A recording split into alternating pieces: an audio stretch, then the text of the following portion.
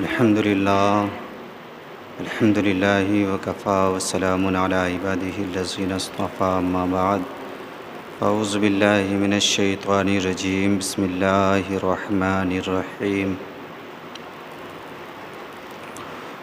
ادع الی سبیل ربک بالحکمہ والموعظۃ الحسنہ صدق اللہ العلی العظیم۔ درود پاک پڑھے اللہم صلی علی سیدنا شفیعنا حبیبنا مولانا محمد بارک وسلم صلو علیہ الصلاۃ والسلام علیک یا رسول اللہ صلی اللہ تعالی علیہ وسلم۔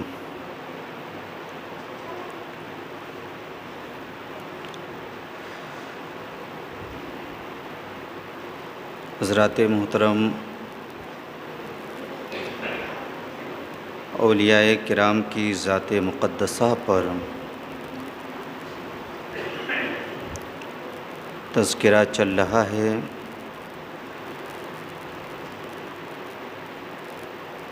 یقیناً جو اللہ والے ہوا کرتے ہیں وہ بڑے پاور والے ہوا کرتے ہیں، یعنی اللہ والے بڑے پاور والے ہوا کرتے ہیں۔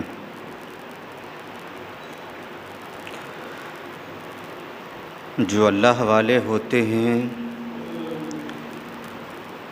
وہ آنکھوں سے گناہوں کو دھلتے ہوئے دیکھا کرتے ہیں۔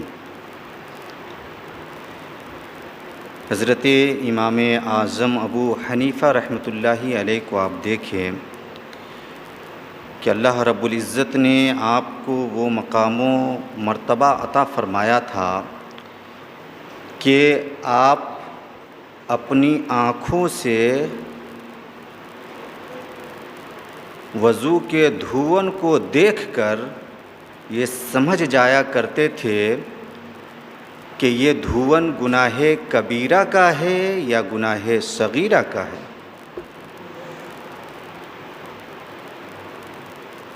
دھون کو دیکھ کر آپ پہچان لیا کرتے تھے۔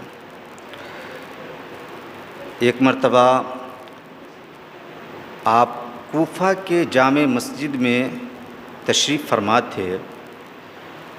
ایک نوجوان کو آپ نے دیکھا وضو کرتے ہوئے، تو اس کے دھون کو دیکھ کر آپ نے پہچان لیا کہ یہ نوجوان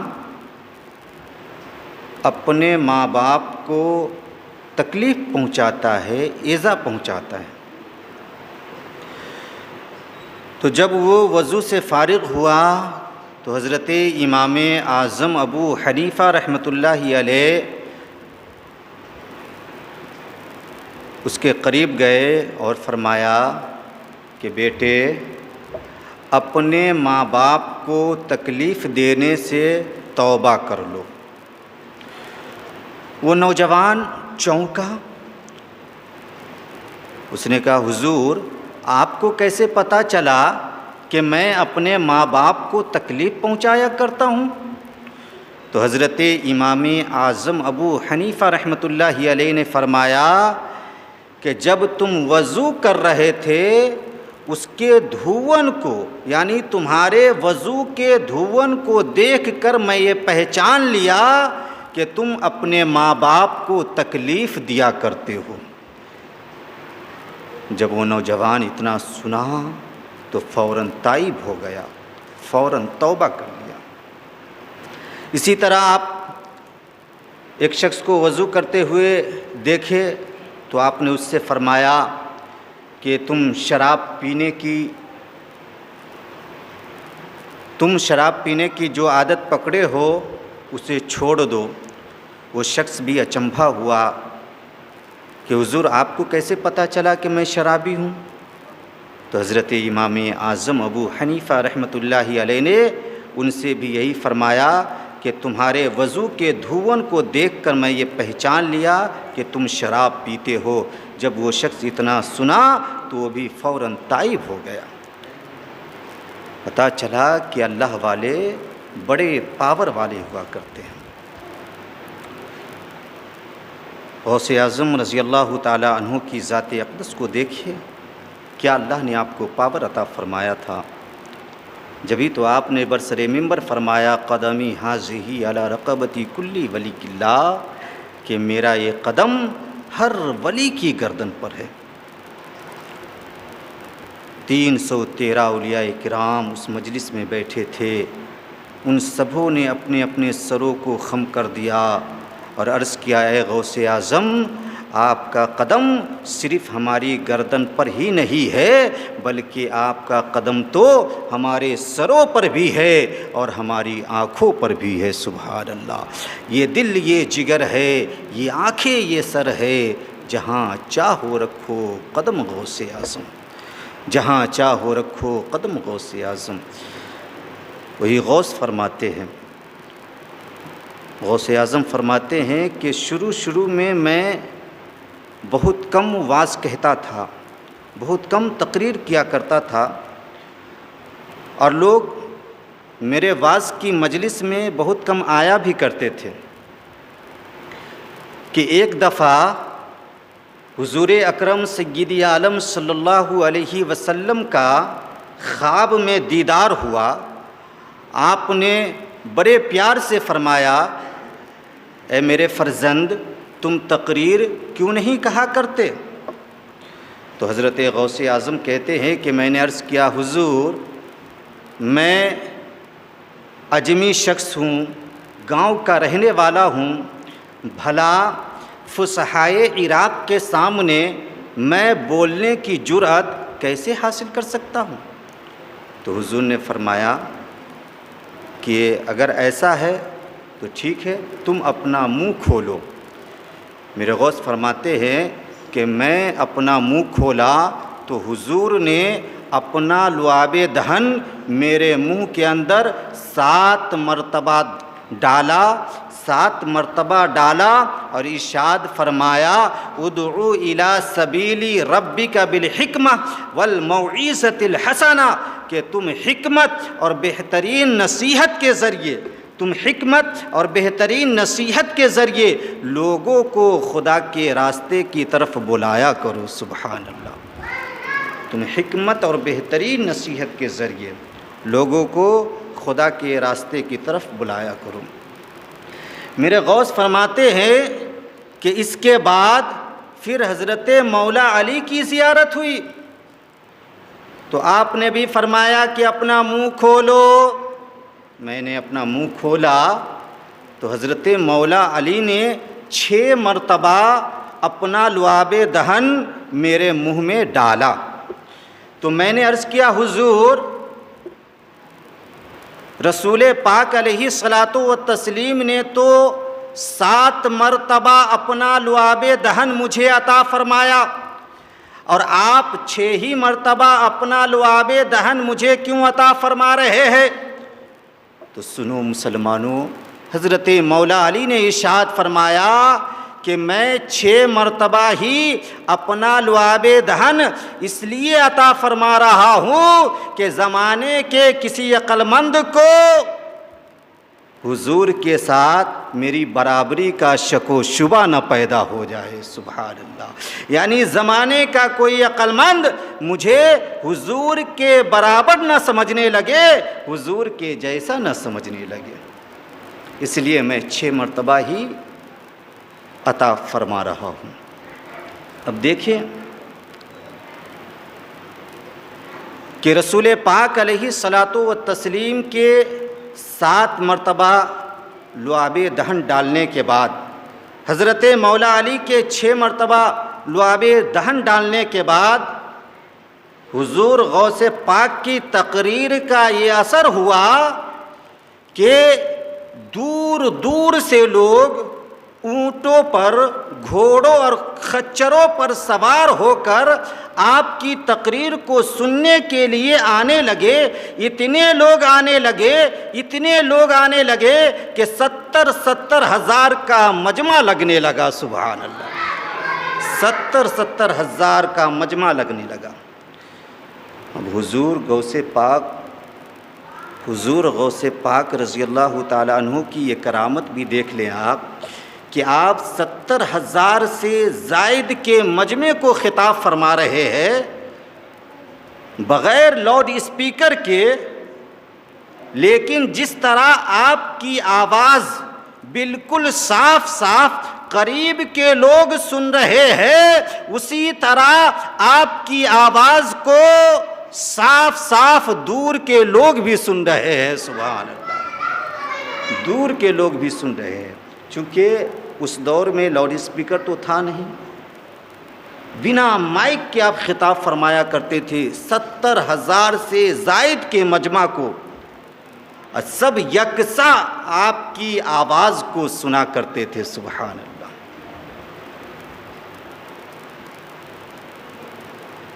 ایک وظیفہ ہے،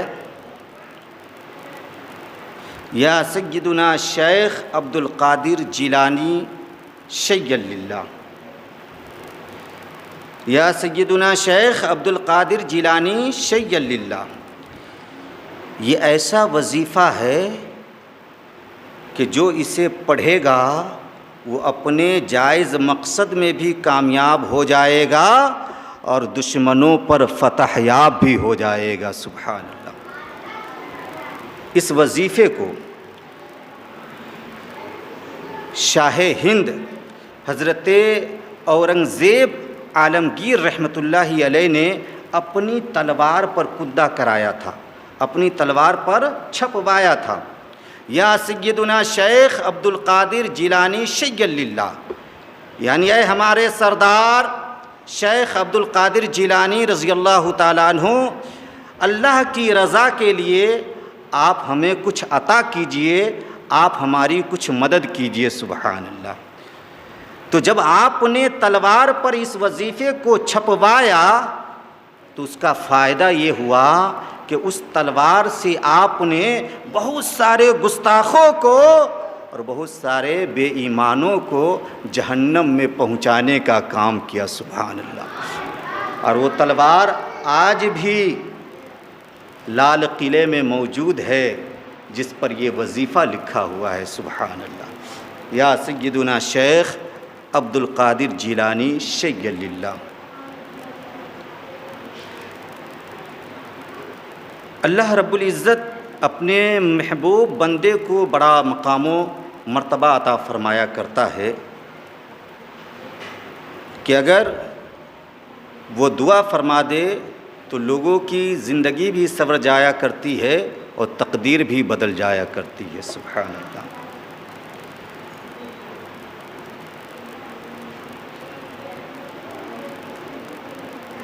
شہر بغداد میں ایک تاجر رہا کرتا تھا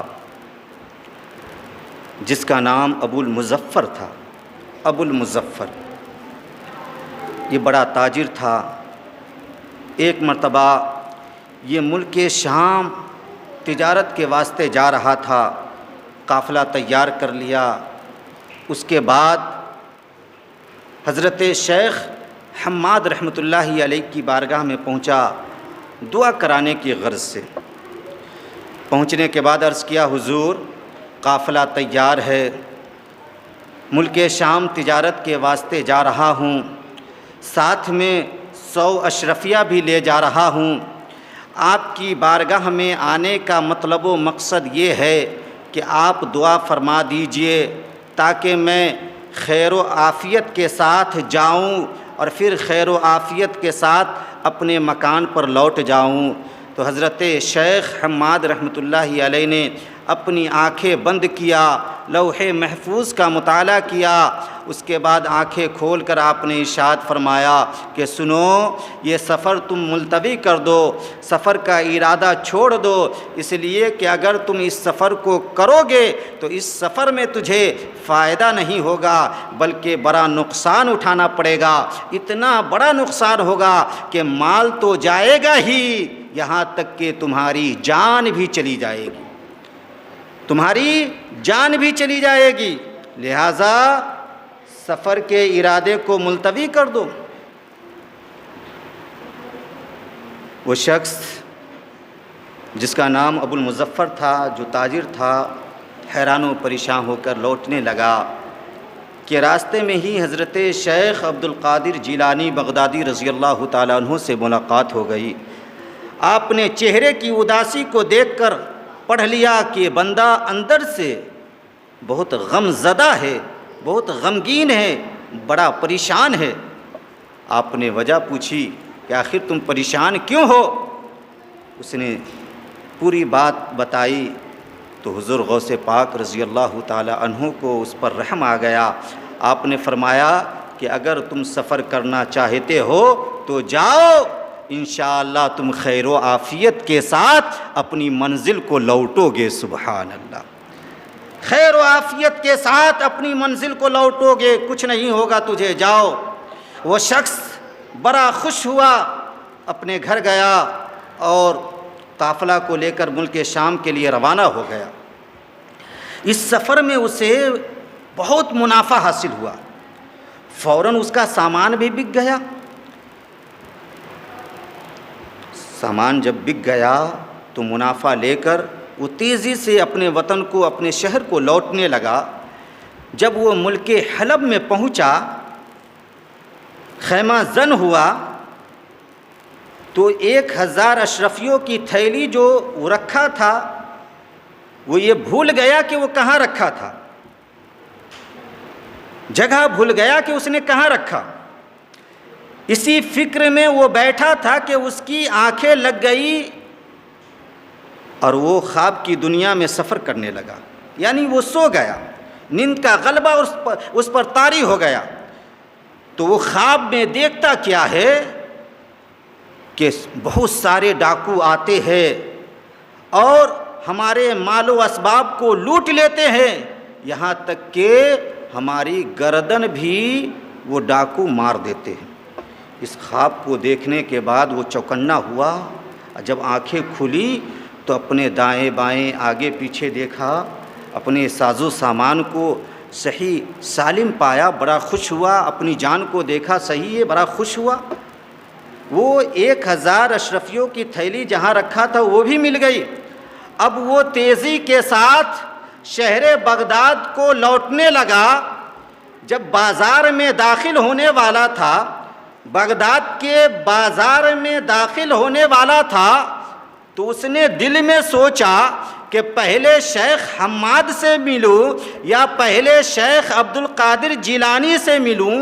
یہ سوچ ہی رہا تھا کہ راستے میں ہی حضرت شیخ حماد رحمۃ اللہ علیہ سے آپ کی ملاقات ہو جاتی ہے۔ حضرت شیخ حماد فرماتے ہیں کہ سنو سنو، جاؤ پہلے غوث پاک سے ملو، کیونکہ وہ محبوب ربانی ہے، انہی کی دعا کے صدقے تمہاری تقدیر بدلی ہے، اور جو حادثہ تمہارے ساتھ حالت بیداری میں ہونے والا تھا وہ حادثہ حالت خواب میں منتقل ہوا ہے، حالت خواب میں منتقل ہوا ہے۔ لہٰذا جاؤ سب سے پہلے غوث پاک سے ملو۔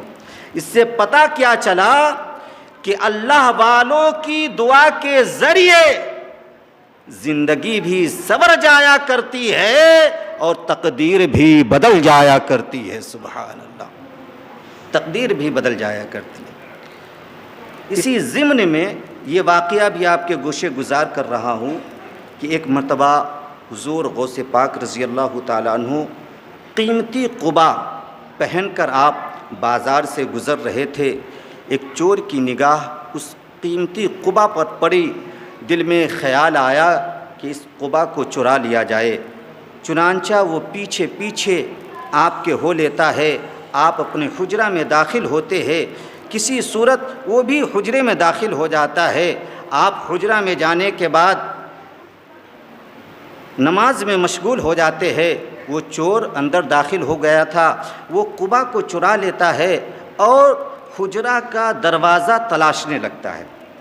وہ روم کے دروازے کو تلاشنے لگتا ہے، ادھر وہ حجرہ کا دروازہ تلاش رہا تھا اور ادھر غوث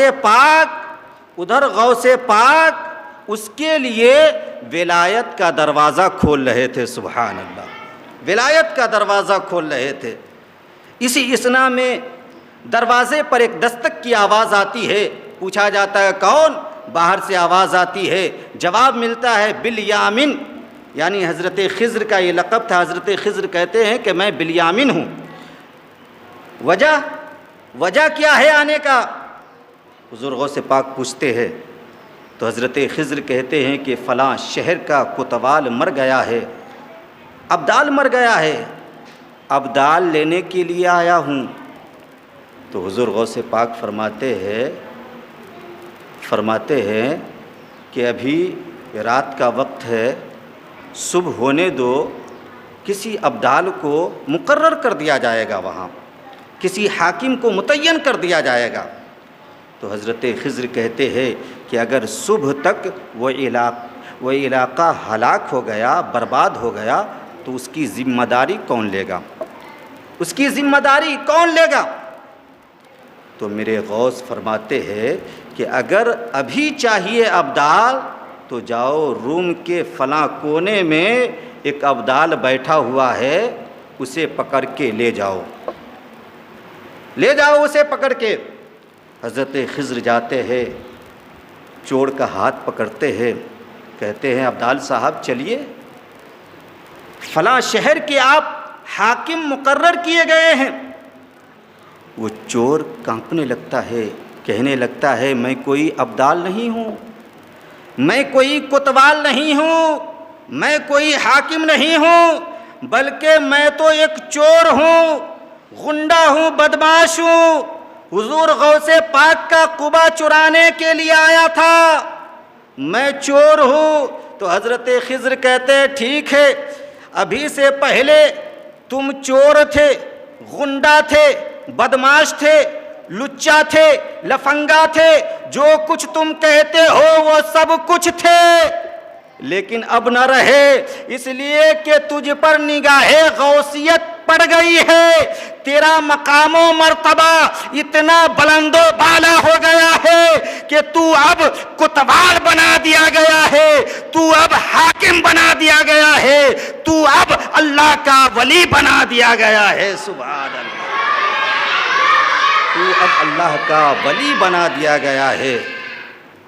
تو اللہ والوں کی دعا کے صدقے زندگی بھی سنورتی ہے اور تقدیر بھی بدلتی ہے، لہٰذا اللہ والوں کی صحبت میں رہے، ان کی قربت میں رہے، ان سے محبت رکھے اور اہدنا الصراط المستقیم پر چل کر زندگی بسر کرے۔ اگر ایسا کریں گے تو یقیناً ہم دونوں جہان میں کامیاب و کامران ہو جائیں گے۔ اللہ رب العزت ہم سبوں کو علماء اہل سنت، اولیاء کرام سے سچی پکی عقیدت و محبت رکھنے کی توفیق عطا فرمائے۔ وآخر دعوانا ان الحمد للہ رب العالمین۔ السلام علیکم۔